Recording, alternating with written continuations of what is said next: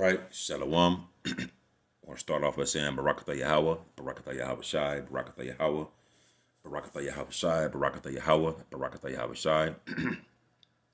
All praise and glory to Yahweh, Bahashem, Yahweh Shai, Bahashem, and Kakwadash. Double honor to the apostles and elders and GMS to rule well. Peace and blessings to the Akim that's out there fighting, doing this work with truth and sincerity. It's your brother Bon Sapad back at you again with another lesson. Lord willing, this is edifying to the elect men out there that are listening and watching these videos and the believers. Quick lesson, man. This is inspired through the spirit and power of Yahweh, Bashem Abishai, Bashem Kakadash.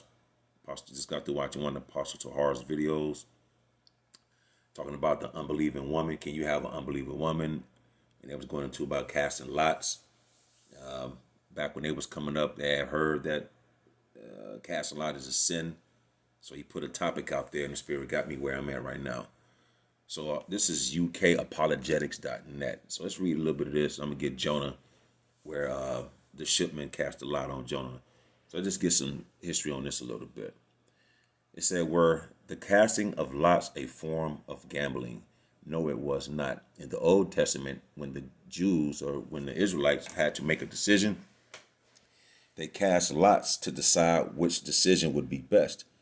This casting of lots was also practiced by the pagans, Jonah 1:7. In that particular case, when the lot fell upon Jonah, the people concerned knew that it was he, Jonah, who was the cause of the storm. And I'm gonna read Jonah. I got it up right here. There are probably something like 80, 90 counts of casting of lots in the Old Testament and 7 counts in the New Testament. The Most High did not condemn this practice in the past, but it is not for the Christian in our day, as we will learn later. The Most High allowed the Jews, the Israelites, and King Solomon to cast lots in order to establish guilt between various parties, and Solomon knew the casting of lots put an end to disputes and decisions between power contenders, Proverbs 18:18. Basically, they cast a lot to quell the contention. And you can read that whole chapter, and it explains it. So in the time in which the Bible was written, there was nothing sinful about casting lots. It was the way that the Most High allowed important decisions to be made, because the spirit of Yahweh Bashem Abishai is dealing. So you cast a lot to make a decision. The spirit of Yahweh Yahweh made that decision, man. So in the time in which the Bible was written, there was nothing sinful about casting lots. It was the way that the Most High allowed important decisions to be made, and ultimately, even those lots could only fall where the Most High willed them to fall, you see? So the spirit of Yahweh Yahweh is in everything, man. So lots were even cast to determine priestly duties within the temple, 1 Chronicles 24:5, to determine scapegoats, Leviticus 16:18, and in dividing up the land of Israel. So it's all in the Bible about casting lots. There's nothing sinful about it. And that's probably where you get dice today. You see what I'm saying? Because back then I'm thinking, well, let's see. I know they probably had a white and a black stone. Okay. I said, what exactly the casting lots about? Some believe that this was a bit like rolling dice, but it was not. The lots were actually smooth white stones, smooth stones, which were put into a cup or small container. And that's where all this stuff, see, man, that's why the scripture say there's nothing new under the sun. I've been to a gambling house, and I used to shoot dice and all that, pitching quarters and flipping quarters, whatever, man. So back then it was a dark or colored stone that then was added into that box. After they shook it up, each person take a stone, but without looking into the container, and one who received the black one was the guilty party. If it was a dispute that were being settled, the same process was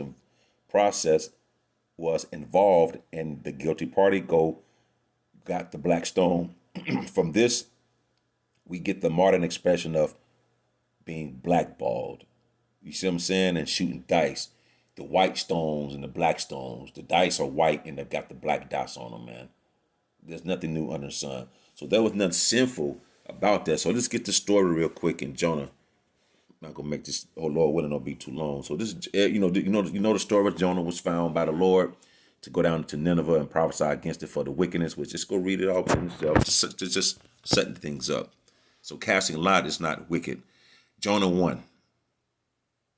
Now the word of the Lord came unto Jonah, the son of Amittai, saying, Arise, go to Nineveh, that great city, and cry against it, for the wickedness should come up before me. But Jonah rose to flee into Tarshish from the presence of the Lord, and went down to Joppa, and he found a ship going to Tarshish. So he paid the fare thereof, and went down into it to go with them unto Tarshish from the presence of the Lord. Because he was running, he found the ship, people going over to Tarshish. He paid his fare. All right, man, I'm out. I'm not going to do this. But the Lord sent out a great wind into the sea, and there was a mighty tempest in the sea, so the ship was like to be broken. Then the mariners were afraid and cried, every man of his power, and cast forth the wares that were in the ship into the sea to be lightened of it. So he had to throw some things off the ship to make light of it because the storm was so bad. But Jonah was gone down into the side of the ship, and he lay and was fast asleep. So the shipmaster came to him and said unto him, What meanest thou, O sleeper? Here it is. They panicking, they cruising on, and Jonah get on the boat. They're like, bro, man, hold on, everybody praying to their power. He down there asleep. Because he knew, and they knew the spirit of the Lord was on Jonah, man. So that's why they say, What meanest thou, O sleeper? Arise, call upon thy power, if so be that the power will think upon us that we perish not. And they said, everyone to his fellow, Come and let us cast lots, that we may know for who caused this evil is upon us. So they cast lots, and the lot fell upon Jonah. You see what I'm saying? They knew that there was a common practice back in the ancient world. You would cast lots, man. And they cast a lot. And once again, the spirit of Yahweh Ba'ashem Abishai is in casting lots. So the decision fell on Jonah because he told Jonah what? To go and prophesy, go to Nineveh and prophesy against Nineveh, to cry against it because of the wickedness. But instead he fled, trying to get a ride to Tarshish from Joppa, or he fled to Tarshish from the Lord, and he went to Joppa to find a ship. So he paid the fare. So they knew, like, hold on, man, you got to cast a lot, man, to determine which man caused this evil upon them from their power. And they knew that the Lord was with Jonah, man. You see? Then said they unto him, Tell us, we pray thee, for whose cause this evil is upon us. What is thine occupation, and whence thou comest? What is thy country, and of what people art thou? So they questioned him, and he said unto them, I am a Hebrew, and I fear the Lord, the Most High of heaven, which made the sea and the dry land. Then were the men exceedingly afraid, because they heard about the Hebrew power, bro. You see what I'm saying? And said unto him, Why hast thou done this? For the men knew that he fled from the presence of the Lord, because he had told them. Then said they unto him, What shall we do unto thee? The sea may be calm unto us. For the sea wroth and was tempestuous. And he said unto them, Take me up and cast me forth into the sea. So shall the sea be calm unto you. For I know that for my sake this great tempest is upon you. So they cast a lot, and come to find out, he like, man, bro, you finna get us out here. Man, you about to get us messed up out here, man. Like, bro, come on, bro. So they cast a lot, and the lot fell on Jonah. So that was righteous, because the Most High sent Jonah, what? To go to Nineveh and cry and prophesy against it for its wickedness. But he tried to flee from doing the Lord's work. You can't get away. And they cast lots, man. And in this thing right here that I'm reading, it says, where it says, where is that? So sometime which the Bible was written, there was nothing sinful about casting lots, man. It wasn't nothing sinful about casting lots. You see? Let's go to Numbers 26 and see some. 26 and 55. So they just cast a lot to make a decision, which Yahweh Ba'ashem Abishai, Ba'ashem Rakakodash was in that lot. See, that's another casting lot. Too many thou shalt give the inheritance. That's Numbers. I'm looking for Numbers 26:53. Unto these lands shall be divided for an inheritance according to the number of names. It's to my Israelites. Too many thou shalt give the more inheritance, and to few thou shalt give the less inheritance. To everyone shall his inheritance be given according to those that were numbered of him. Notwithstanding, the land shall be divided by lot, according to the names of the tribes of their fathers shall inherit. So there was a common thing to cast lots back in the day. Let's go to the one that says something about, look at Proverbs 16 real quick. Just come out of the book of Proverbs. So yeah, there's nothing sinful about casting a lot. If you had a decision to be made of importance, of whatever the case may be, depending on the circumstances, then you would cast lots, man. And Yahweh by Shema B'Shai would allow that lot to cast where it may be, where it may lay, you know. So it's nothing sinful about that, man. So that was going off. Let's see.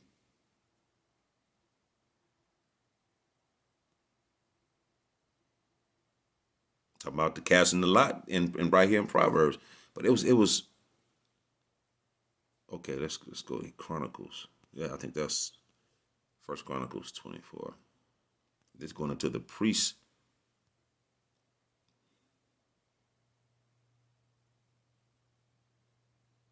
Man, about the priest Eleazar. Okay, for First Chronicles 24:4. And there were more chief men found of the sons of Eleazar than of the sons of Ithamar. And thus were they divided among the sons of Eleazar. There were 16 chief men of the house of their fathers, the eighth among sons of Ithamar, according to the house of their fathers. Thus were they divided by lot, one sort with another, for the governors of the sanctuary and the governors of the house of the Most High were of the sons of Eleazar and the sons of Ithamar, man. So there was nothing sinful about casting lot. It was common to do it, man.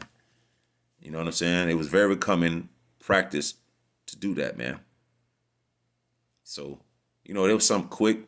You could cast lots. There's nothing wrong with that. It's not, you know, when you cast a lot, when it fall on something that you don't want, and you got to roll with it, man. But ain't nothing wrong with casting lots. I just read to you in this article, what is ukapologetics.net, in the paragraph up here at the beginning. I had scrolled down underneath this where it says, so in the time in which the Bible was written, there was nothing sinful about casting lots. Hey, it's your brother Bunce Pod. Hope that was edifying. Till the next time, I shall say, Shalom.